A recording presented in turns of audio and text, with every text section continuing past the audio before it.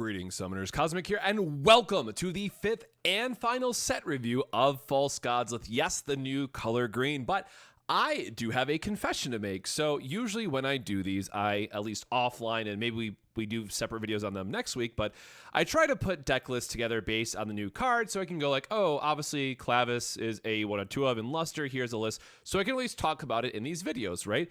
And my confession with green is that while, yes, we got a new color, we have the new structure deck, so maybe I just need to spend some time going back over the structure decks, I'm not sure where it's at. Like, the ant deck is very complete. I feel like the queen archetype, you know, with all the ant tokens, swarm the board, recursion, make a big ant, all that stuff, like, I think that's very fine.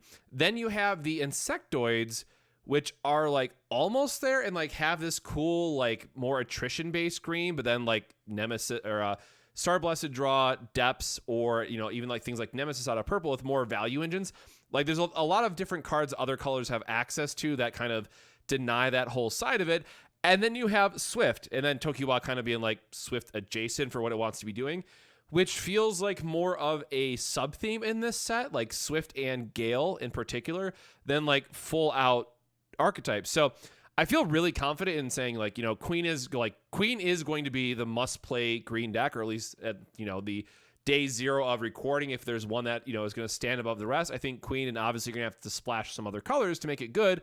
I think that's all fine, but then with the other two, it really does feel like we're going to be waiting a little bit longer for set 3 to see those other two, you know, kind of really spike. And that's kind of to be expected at the same time, right? With things like Paradise in set 1 for Fabled Beast, like one archetype in each of the colors kind of just stands above the rest, right? Like red has dinos, purple has its more top end control things, right?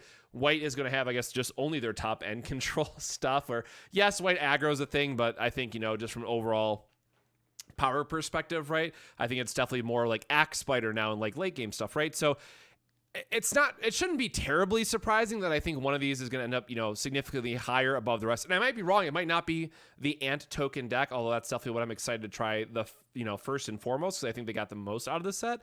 But if it's not going to be tokens, I do have some hope for the Swift and Gale kind of dream team that we get to live. But obviously the cards we're going to talk about towards the end are very clear signs of what to expect in set 3, just of how set 2 was designed and kind of what to look forward to. So without further ado, let's get into it. And yes, we are actually going to talk about vanillas this time, because yes, there were some other vanillas that were included, but guess what? They're not as important as these two. So we do have the zero cost map Butterfly. You'll notice that this one does not have the can't attack restriction. So this is just a zero cost that can attack and effectively does ramp you with the way that this works in Battle Spirit Saga.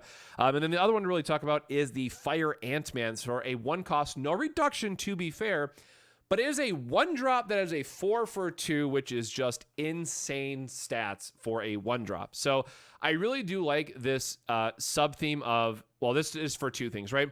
There's like this aggro green deck with the Blade Beast that might be cool depending on where the rest of it kind of lines up.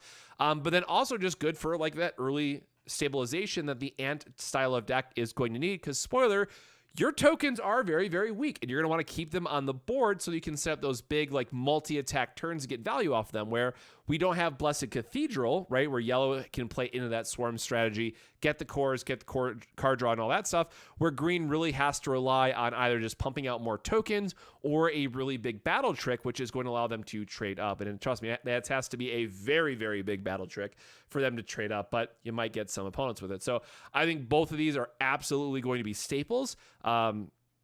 If you're playing green, I feel like you just start with 4 Map Butterfly, 4 Absolute Ice Shield, and that's kind of your deck. And I think a lot of decks are going that way in set 2 in general. So if you haven't picked up your EX01 promos yet, obviously try to find a better deal on the sealed product where you can, but, you know, support your LGS first and foremost. Otherwise, they are, I think, like $3 a piece on TCG Player when I looked this morning. So if you're just playing one color, then obviously just get your playset of the zeros. But unless you are literally playing like very low to the ground white aggro, or even the new yellow 2-cost deck, which is going to use the other 2-drop and 0-drops that we just got, right? Like every other deck is going to want those elementals. I'm quite confident in that for just how much they're going to, start to see play and helping bring on these other mid-game or late-game strategies. Again, you argue the aggressive side of Matte Butterfly versus the card draw that the other colors have access to, but I think Matte Butterfly is going to just surprise some people, and because of the X rare, it does get Swift, which just being able to Swift for 0 seems insane, right? Like you can just surprise your opponent and get them dead that way. So I do see green being a little tricky to build and play out at first, but I'm really excited to see where it goes from there. So let's get into the rest of the cards. So we have our Eternal Phoenix Tokiwa, also the savior of the set and the Saga rare. And this one's really interesting, right? Because like that first effect, this spirit gains 10,000 BP if your opponent controls the Void Lord spirit. Like whatever, right? Like cool. Yeah, getting a 15,000 for 1 is going to feel great, but how much are the Void Lords really going to make a splash, right? I think you have the purple one, which is just good because it can revive like Maduke and other stuff. I think Ira is the red one, if I remember correctly, is going to come out of the sideboard as a anti-token strategy, maybe. Like there are these like very niche cases, but I don't think you're ever playing this for the level 1 effect, but the level 2 and level 3, namely. So when the spirit attacks, your opponent selects one of the refreshed spirits and exhausts it, and then the level 3 allows you to power it down to level 2, so it's still an 8k, tap, get to attack again, and then tap something else down. So the Prey Birds in general want to be more of this, get to Swift in multiple spirits, tap down your opponent's stuff, be it with Thorn Prison or the other on-play effects, and make it to where they just have to have Ice Shield turn after turn after turn. And I think that can be very strong. But again, we don't have a Star Blessed Draw. We don't have a Depths. We don't have a Blessed Cathedral, right? So green by nature is going to have to rely on very heavily for some of the other colors for support. And spoiler, just the way the set's lining up, I think like 4 of Star Blessed Draw is going to be what you have to play. So spoiler or no spoiler, but my starting list for green, for every green deck right now is basically just 4 Absolute Ice Shield, 4 Star Blessed Draw, 4 of the 0-drops, or just the 1-drops for the Ant deck if that's the way that we want to go with it, right? So like that is our starting, 12 cards as it were, because they're just going to be so good and you want some kind of draw. And maybe it's like 4 Star Blessed Draw and 2 Depths per list, right? And then you play like your normal green Nexus, but green needs help. For what the other colors can provide. There's a lot of different ways to do it, but you are going to be splashing other colors, which is fine. We've seen the yellow decks in set 1 do this quite a bit, and of course other decks like purple, white. We do have dual color style of decks in set 1, or I guess EX01 format now, so wouldn't be surprised to see more of this. A really interesting one, too, is the Onyx Bird, Yetagloss. So when the spirit attacks, you may select one of your Carapace or Insectoids, which, again, is going to be like that whole deck, destroy it and get to ramp 1. But what I really like, and probably this is just going to end up as like a 2 of because you don't really care about the level 1 for how much other stuff you can be doing in green for ramp. But when a core is placed onto the spirit, your opponent selects 2 of their refreshed spirits and exhausts them. So this is a very strong on-attack trigger that, Tokiwa being able to do 2 that way. Yes, we are losing a spirit in this regard, but if we have a Insectoid, or if we have one of the bigger ones that we can maybe attack with first and then sacrifice it, right? We're getting rid of 3 blockers effectively, can be really, really strong. And there's a lot of decks that will struggle to, be able to have blockers against green. Now, remember, green is primarily going to do well against decks that want to go tall with only having 1 or 2 spirits because it's very easy to get around their board. However, you are going to struggle against things like yellow, where they go, haha, I have 10 units on the board. Sure, exhaust me all day. I do not care, right? And that's where Gale can be really, really important, where you have that more consistent thing that you could do it, where this one does require a sack ability. That said, this is going to be probably a very solid 2 of. I'm not sure yet which Carapace or Insectoids. Like the one from the TP promo, I think is going to be absolutely insane.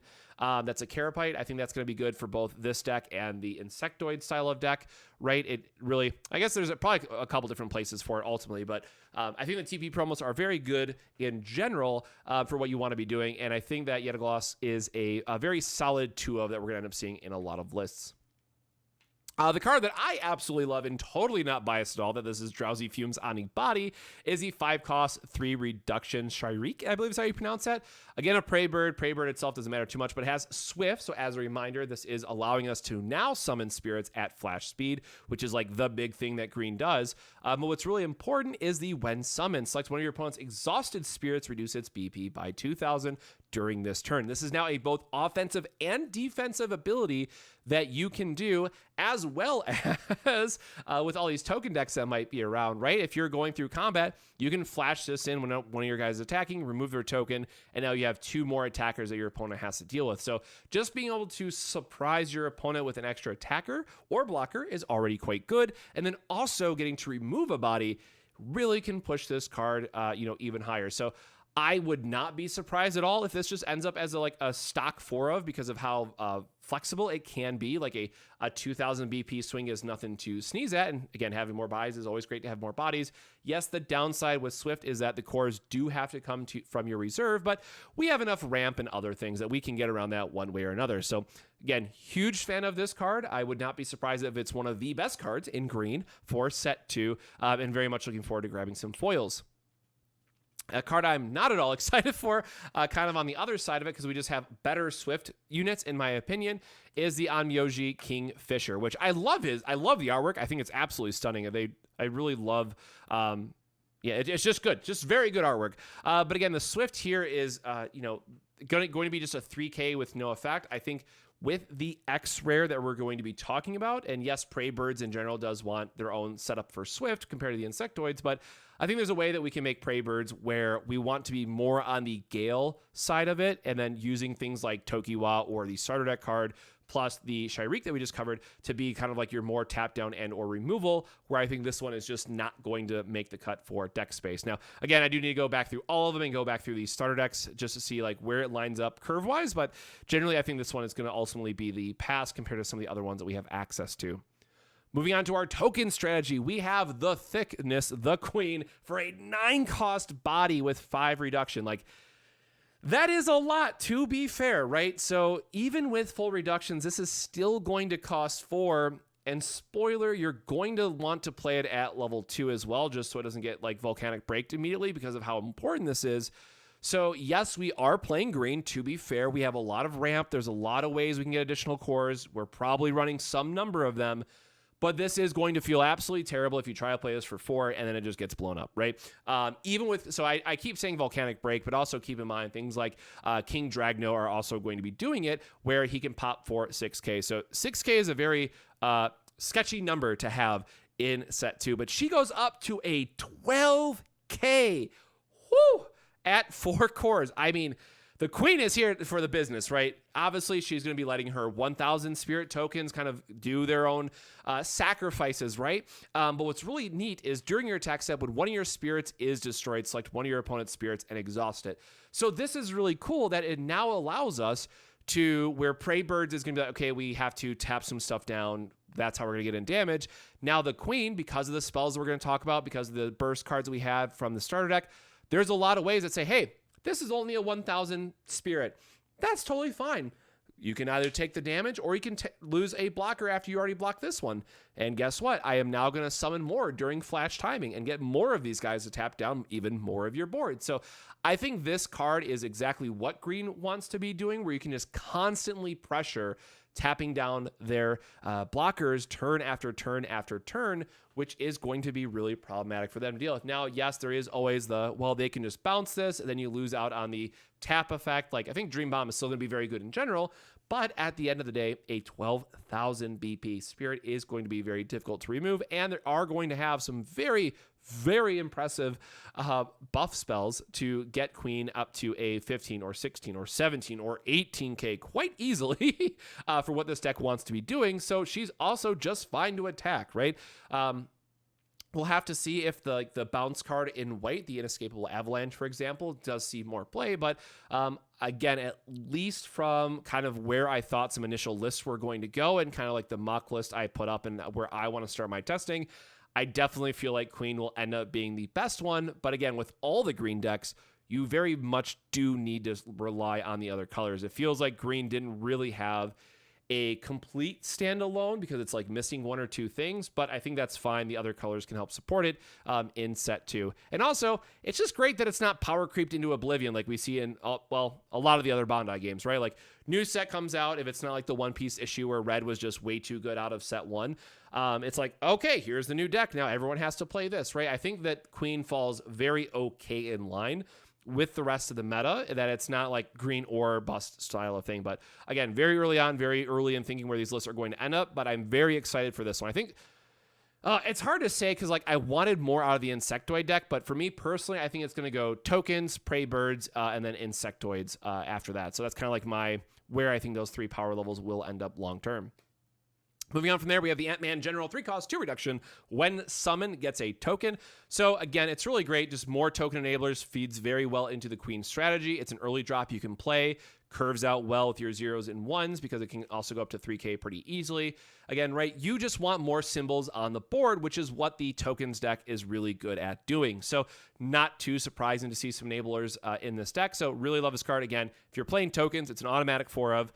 It might not be the most exciting thing I get because it's just, it just generates a token. Well, yeah, you need token generators for the token deck, right? Got it. So not much to say about this card. You're playing it as a 4-of. Whether you like it or not, you need more token generators. Moving on from there, we have Emirate Man, the 2-drop 1 reduction. When destroyed by an opponent, place a core from your void into your reserve. So this one is exciting because it is just a flat when destroyed, no level restriction. So you can just play this and not worry about core drain too much. And it is a Carapace for all the other reasons that are in this set to why that matters. So again, I think this just kind of fills all the conditions that you're going to want for a number of green decks, right? In Prey Birds, it becomes good fodder for that because you also want ramp in the Prey Birds style of deck. It obviously can go in our token deck as well because of the nexuses that we're going to talk about. Like overall, this card is just going to see a lot of play out of green for a lot of different deck strategies. So I'm very excited to see where this one lands up and kind of, what ends up being the best ramp packages that we have between both the spirits and the magic cards and where those all line up.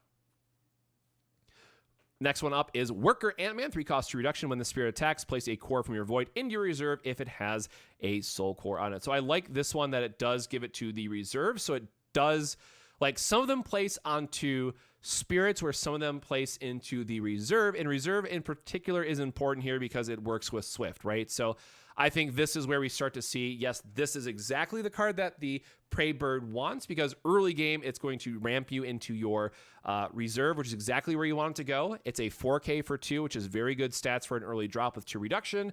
And it's also fodder for your top end plan for when you want to tap down more stuff. So I think this is where, yes, it could fit in the token deck as well, depending on where space ends up and how much ramp we're ultimately going to need. But now I think this is much more leaning into the Prey Bird style of deck that gets even a little bit more value out of this compared to the other stuff.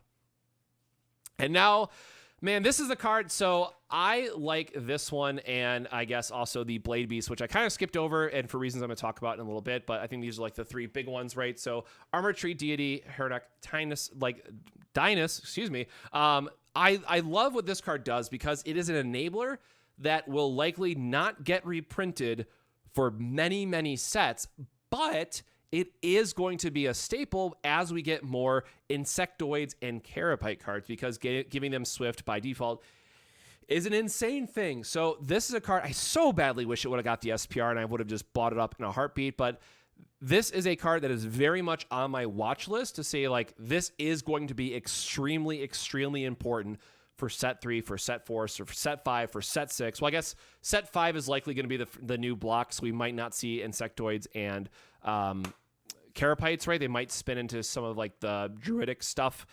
We might see more of the Blade Beast, for example, kind of take the main focus. Like we'll get some sub stuff for Insectoid or Carapace, but it just won't be like as much of a main focus as this guy. So this is one of those X rares that, it's going to be very hard for them to power creep it in the way that they would normally do in Japanese Battle Spirits. So this is a card that, ultimately maybe it doesn't see that much play in set 2, but it's one that I think could see a lot of, future plans that really make this insane. So again, gives them all Swift, and then when the spirit attacks, place 1 coin from the void into your reserve. So again, giving us that payoff that we need into getting to play more Swift cards. We have the enable for it. So again, I think it does very, very well at what it wants to be doing. It does only go up to 9K, which is a little bit of a bummer. I wish the BP was a little bit higher. It is a Insectoid itself, so technically the second one has flash, but right, generally speaking, you want to play the other cards out of your hand instead of playing a second one of these, but it is an option. It still gives you a chance to have a surprise attacker or blocker in that case. But again, huge fan of this card. Can't wait to see where it goes. I think it is just a little bit unfortunate where it landed in set 2, but again, a card that is not going to get reprinted for its effect anytime soon at all. So I'm going to get my 4 and sit on it until I can make a proper Insectoid deck. And again, maybe that is set 2, but I definitely think this has better, just gets better as time goes on. From there, we have Mushrantula, the 3-cost 1 reduction. When summoned, your opponent selects a card from their hand and discards it if you use the Soul Core. This is gas. Like anytime you get straight discard, fantastic. The downside is it's a when summoned, so spoiler, Star Blessed Draw I think is going to be a format staple. So this is going to be one of those things where it's like, are we just playing too many when summons that we just have to run this anyways sort of thing? Like, I think it's very good. It's an Insectoid, so it fits those conditions that we care about, and making your opponent discard like this just gets kind of silly in multiples, right? So I definitely see a world where you want to be running these. It was very interesting that we didn't get like hand reversal, but we got more of these like very attrition focused cards instead for green. So I'm about it. I really wish it went up to a 4K instead of a 3K for 2, but again, we want to try to go wide in this style of deck anyways, so probably fine, but really curious to see where this one ends up because the effect can be very, very strong into a number of decks actually. From there, we have the Emerald Pincer, 4-cost 2 reduction. When summoned, select one of your opponent's spirits and exhaust it. And again, this is an Insectoid, so it does allow us to give it Swift, or give himself Swift, thanks to the X rare that we just talked about. So again, I think this goes into our strategy where early game, it's great to just be able to exhaust one of your opponent's key blockers, make their blocks very awful, right? Take a couple points of chip damage where you can. It's a 2 for 4K, which is great. And then late game, when you have your X rare established, now you're able to flash these in and exhaust multiple things, which is going to be very, very strong, right? It's a very, very great defensive option. So this is something that can ultimately just be good at all stages of the game. And I'm really curious to see, again, what this final Insectoid list looks like. But again, huge fan.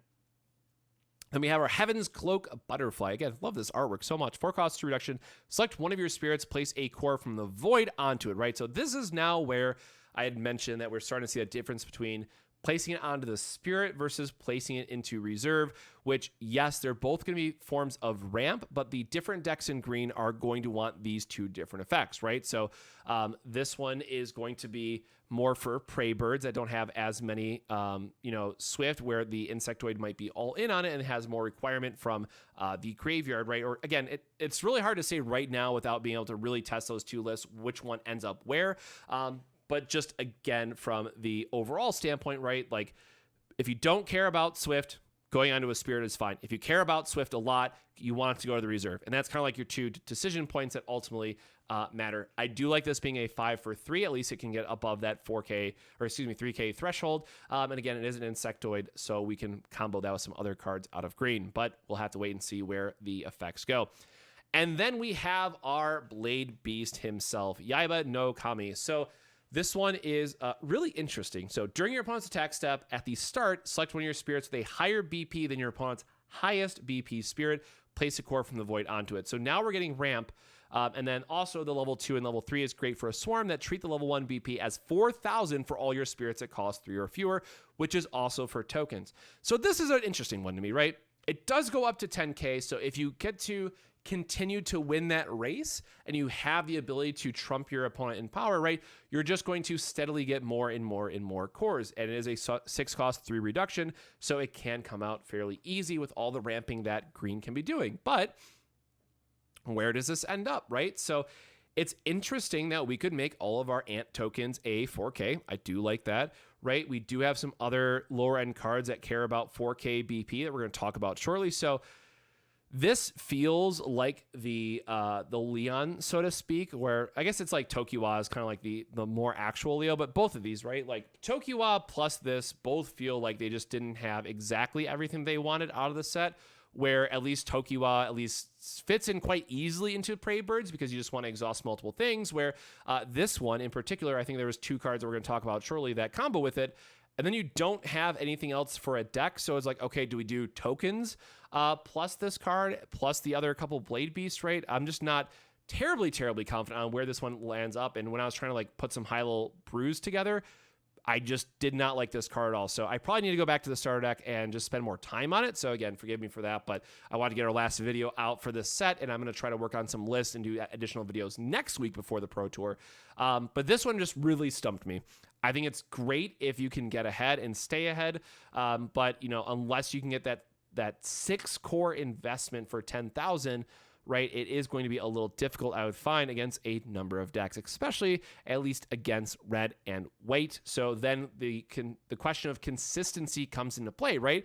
If you're ramping against purple and yellow, great, that's very easy to do. Against red and white, you might struggle a little bit more. So is that really worth just the secondary option of making our guys 4Ks? We'll see. So again, like the idea of where the card was trying to go, but not sold on it for a list yet. Moving on from there, we have a chunky lad, 8 cost, 3 reduction, Horned Fortress Elzamoth. So when summoned, select one of your spirits, it gains 3,000 BP. Good BP threshold's cool. That's fine, right? But what's interesting is when the spirit attacks, select one of your opponent's spirits for each of your other spirits with 4,000 or more BP and exhaust them. So great. Now this gives us the idea, plus there's one more Blade Beast we're going to talk about, like how are we getting all these spirits, right? Tokens would be kind of the go-to. Or are we really just relying on the, you know, like the Ant can go to a 4K. We have the 0 drop that can ramp us into this, right? That might just be fine as well, because when you're attacking with this guy, chances are he is going to exhaust most of your opponent's board. And then on top of that, it's going to be a 9K, so very difficult to block. And again, he can also just buff himself, right? He doesn't say other, so he could be a 12K the turn that he wants to attack if you have all those cores, or he just buffs up the thing that you want to make sure survives. So there are the Swift cards, or excuse me, the Gale cards, which can then exhaust when they attack or when they get blocked as well. So we're now able to remove 3, 4, 5, 6, 7 blockers, right? So I think this is where, if we're going against yellow, now this is more the card that we need to break the mirror, but then also doesn't feel, you know, that great against more of the heavy control decks, because you're not easily going to have that wide of a board to really get the most value out of this, where the, you know, just Swift to exhaust or even the Thorn Prison are going to be good enough to hopefully close out the game. So I like the Blade Beast. Obviously combos very, very well with the X-Rare, and like you just have to do it for that reason. But other than that, you know, I'm just not exactly sure what this archetype even looks like yet, because Blade Beast as a thing didn't get a lot of direct support by itself, but it just kind of fits into the other stuff that you can be doing in set 2. So really curious to see how they give this some more love in set 3. Moving on for our Blade Beast, we have our Loyal Retainer, Izowolf, 4 cost reduction for a Gale 1, so when the Spear attacks. So if it is blocked, your opponent selects a number of the Gale, so in this case, Gale 1, and exhaust refreshed spirits they have, right? So this one's nice because it can get up to a 5K, can hit that threshold pretty easily by itself. It's going to remove 2 blockers effectively, letting the rest of your board get through. But again, Blade Beast itself didn't have a lot of payoff yet, so I'm just not convinced if, like, which one of the Gales is really going to be what we're looking for, versus we just want 4,000 BP into this kind of game plan that we're going to be doing, and there's other cards that help enable that a little bit better. The one I do like, so Loyal Retainer, when destroyed, your opponent selects one of your spirits, one of their spirits for each of your other spirits with 4,000 or more BP and exhaust them, right? So again, going into the let's have this 4,000 BP thing matter, and now it is a 3 cost, so yes, you can just play this at 1 core and it becomes a 4K to boost, to tap down the rest of the guys. So again, this is one that is going to now enable the early game exhaust plays that can help get in a couple points of chip damage. But what does the rest of that deck look like, right? Again, it would be very easy just to slide into tokens, and then you just have to hit your X-Rare every game.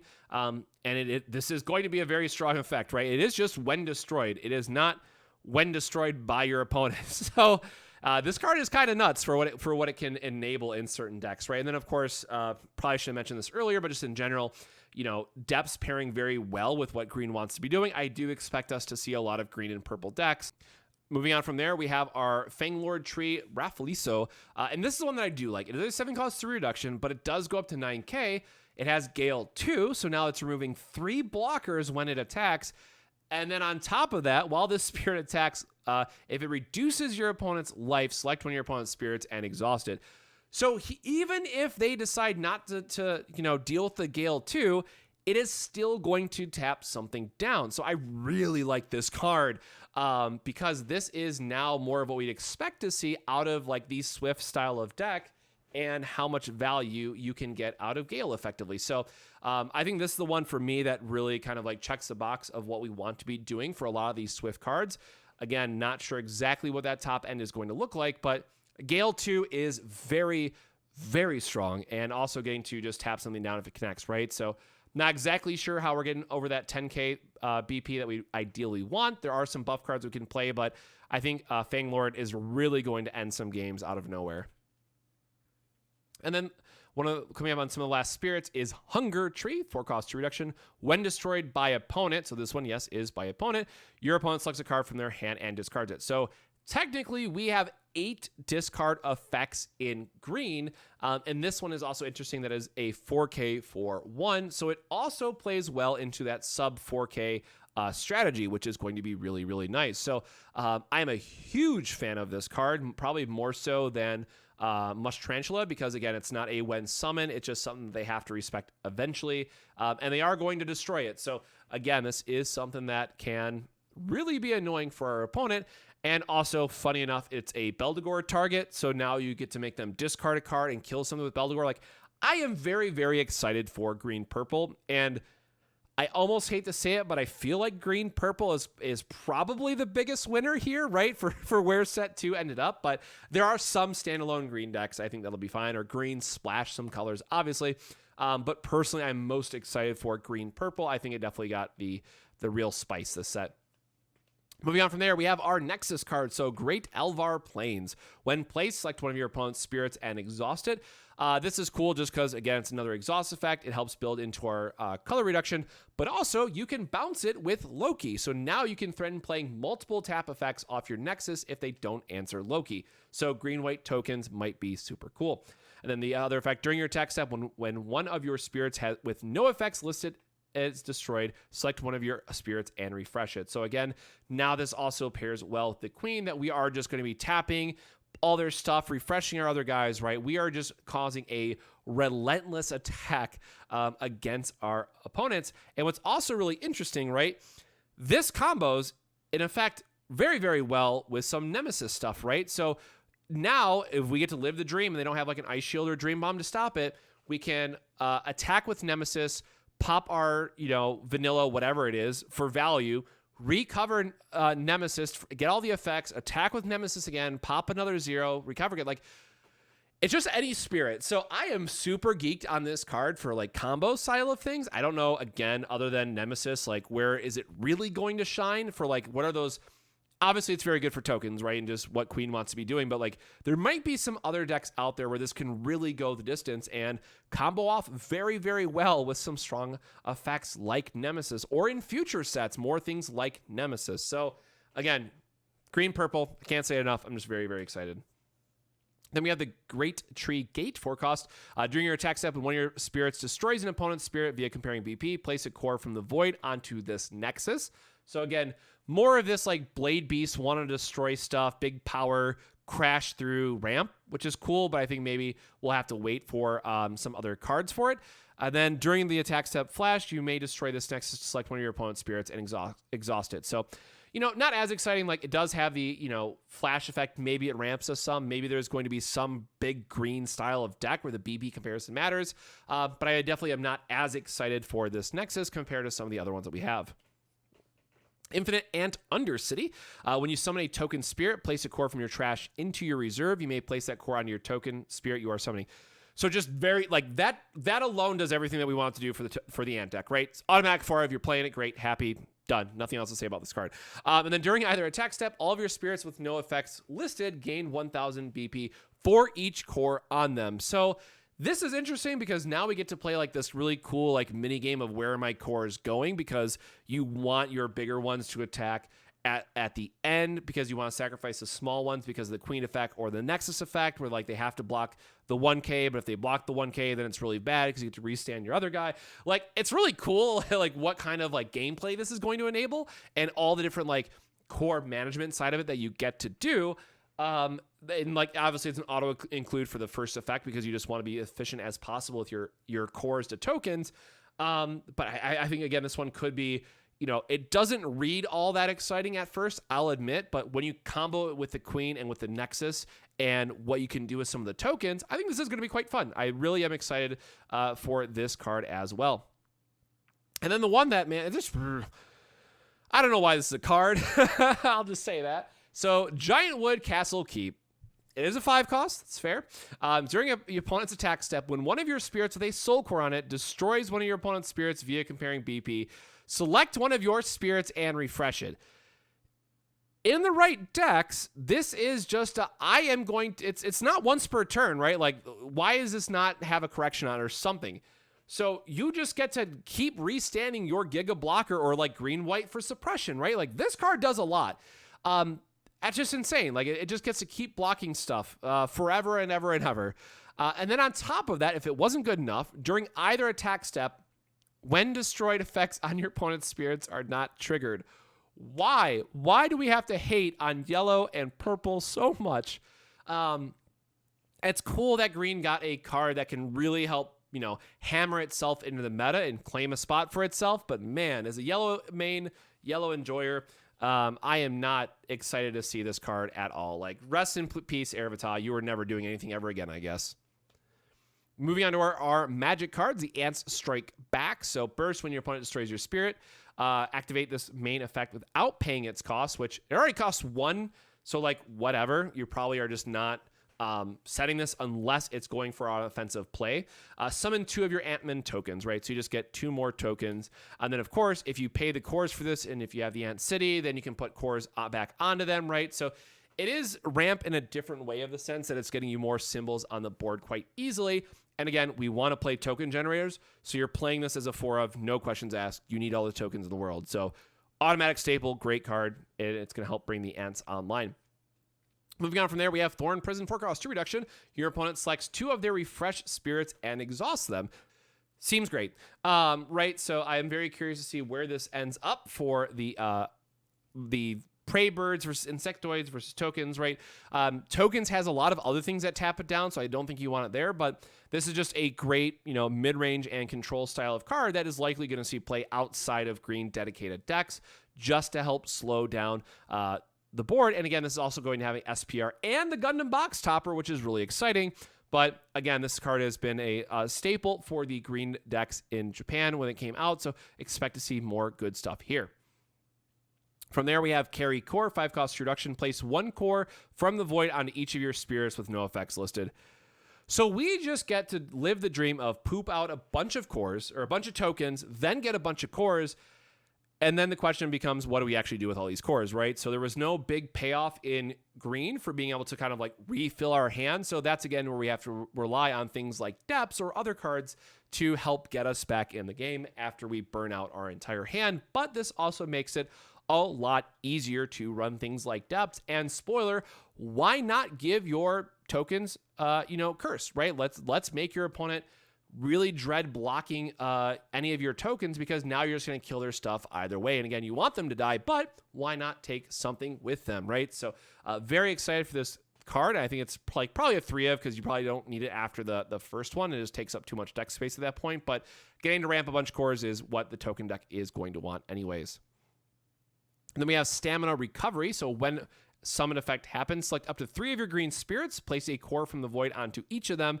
You may then give something a 2,000 boost. So there is going to be a lot of when summoned in set 2 that I think this is a very real consideration for ramp if you want to.